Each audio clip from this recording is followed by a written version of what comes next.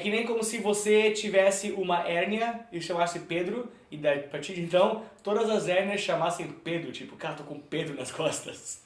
Tchê, tô com Pedro nas costas. Não demorou um minuto, eu caguei o negócio.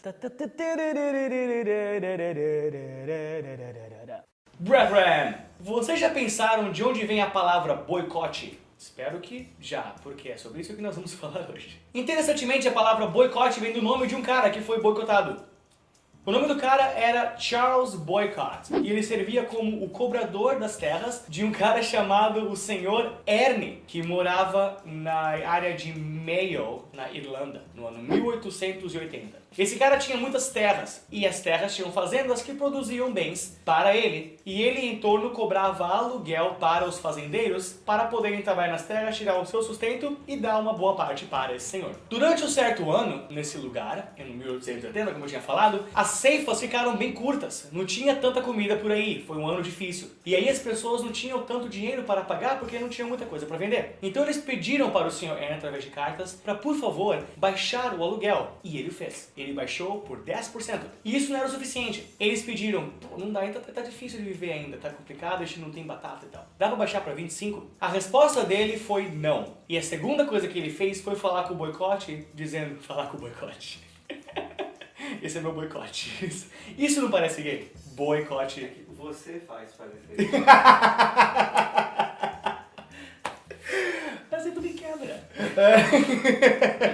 E ele falou pro boicote o seguinte, quem não tem o dinheiro, manda eles embora. Porque eles querem menos dinheiro e eles precisam de uma mão forte pra mostrar pra eles que não se briga aqui não, bicho. O que nós falamos é lei. E muitas vezes na história, a mão forte é a pior coisa que um líder pode fazer. E foi o caso agora. Boycott foi, pegou quem tava devendo dinheiro e expulsou eles das suas fazendas. O que foi muito interessante, porque começou um movimento que fez pessoas aprenderem sobre a tática de luta mais eficaz da humanidade. Ao ficar sabendo disso, os fazendeiros da área, que se denominava The Irish Land League, resolveram fazer o seguinte, não vamos bater no boicote, não vamos bater na polícia, não vamos fazer uns tumultos e tal, vamos fazer algo mais interessante. Vamos só ignorar o cara. Vamos ver quem precisa mais de quem. Nós, pra morar nas terras dele, ou ele, pra lucrar das terras dele. Eles resolveram, cada vez que um fazendeiro no lugar ao lado deles fosse retirado de sua casa, eles só paravam de trabalhar. Não mexiam mais nas fazendas, não mexiam mais nos animais, não tiravam leite, ninguém trabalhava. E começaram a fazer isso. Nem o cara do correio dava o correio pro boicote. Claro que as pessoas das fazendas também começaram a ficar sem grana porque não tinham como vender, mas eles trabalhavam em fazenda. Ele conseguiu o milhozinho ali pra família dele. Foi muito difícil, claro, não foi uma vida bonita, foi bem complicada, mas foi pior ainda pra Ern e pra Boycott, que ficaram sem os lucros das terras que eles tinham. Eles começaram a se sentir sufocados e ficou tão grande o caso que ele teve que trazer pessoas de fora, ele não podia ignorar. Então ele trouxe trabalhadores externos para trabalhar nas fazendas que estavam sendo ignoradas pelas pessoas que estavam lutando contra aqueles que ele tinha mandado embora. Mas claro que ele não podia trazer eles normal, porque ia ter uma briga, ele pensava. As pessoas que estavam em greve, que não estavam trabalhando, que estavam boicotando o boicote,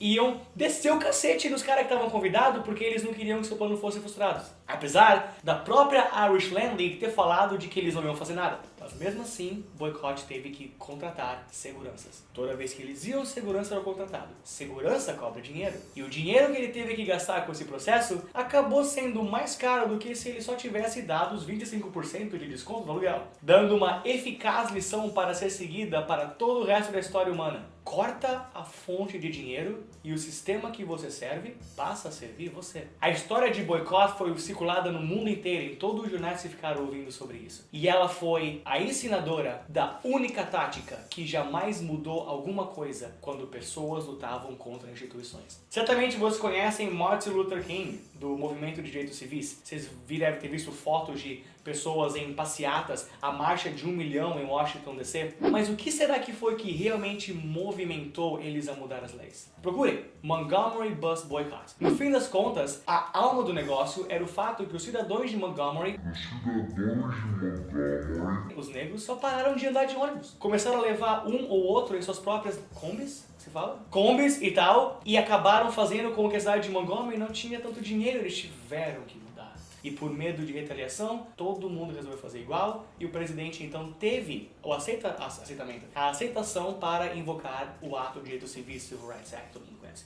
Mahatma Gandhi. Como foi que Gandhi conseguiu tirar o domínio inglês da Índia? Boicote. Eles não compravam mais os tecidos ingleses. Eles iam fazer seus próprios tecidos. Aliás, a parte difícil foi exatamente isso. Os ingleses desciam o cacete na galera de Gandhi enquanto eles iam para os rios e para as águas para lavar e conseguir seus tecidos. Ele foi forte por resistir a isso. E graças a esse boicote, eles conseguiram se livrar. A epidemia da AIDS. Durante a epidemia da AIDS que houve na década de 90. A AIDS tinha aparecido e o medicamento que eles tinham era muito caro, até que ninguém mais comprou ele. Que deve ter sido horrível, porque se você não compra o medicamento, você morre. Depois de muito tempo não comprando esse medicamento e muita pressão no governo, o preço magicamente baixou. Eu posso ir listando exemplos e exemplos e exemplos de boicote sendo a coisa final e fazer uma pessoa ou uma organização poderosa dobrar-se contra o cidadão. E ela só mais e mais alicerçaria a ideia de que todos os protestos e atos contra um poderio injusto são válidos. Desde demonstrações e greves, como aquela que houve no Paraná. Aliás, nosso coração vai para os professores que sofreram isso, que foi muito, muito injusto do governo. Ninguém pode dizer diferente, porque foi horrível. Quanto um panelaço quando se acontece um pronunciamento. Todas essas coisas são, sim, legítimas e dignas, façam. Mas nenhuma funciona tão bem quanto um duradouro boicote. Enforque a fonte de lucro de uma organização e ela se desespera, cara. E sempre que você quiser que uma organização mude, a história nos ensina o seguinte: descubra como que eles ganham dinheiro e cancele isso. É uma questão de meses. E se parece que contra um certo grupo de pessoas poderosas nada mais tem funcionado, é garantia que boicote, como sempre funcionou, vai funcionar. I'm Mr. Maia, behind the camera is Mr. Borba. Peace, stay strong.